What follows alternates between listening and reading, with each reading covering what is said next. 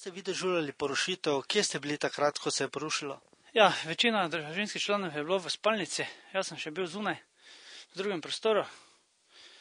Ko je naenkrat začelo se vse trest. In prvo sem mislil, kak je potres slučajno, kaj tak je. Potem pa sem te ugotovil, da to ni. Potem sem hitro pomagal, da so se družinski člani iz spalnice umaknili. Na srečo, ko se je zarušil strop v kleti, velp, da je leseni del ostal, da se je dalo varno vse umakniti. Ne. Koliko je hiša stara oziroma po vašem, zakaj je do tega prišlo?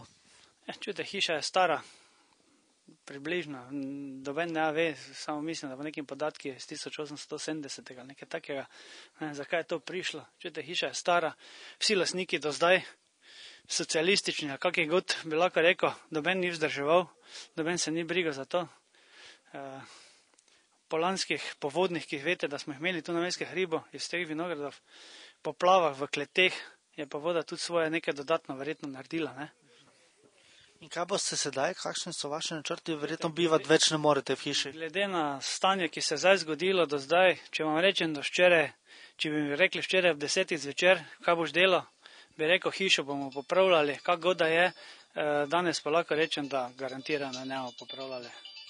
Kje ste preživeli noč? Noč smo preživeli, brat pri sosedu, mi smo pa pri tastu prespali.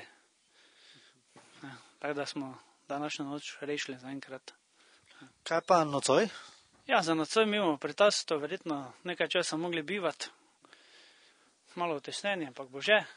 Za brata pa smo zaprosili civilno zaščito, da prek mestne občine poiščemo, kam se bo lahko naselil, ne? Če se bo dalo rešiti. Ne? Obljubili so, zdaj bomo videli, kaj bo. Ne?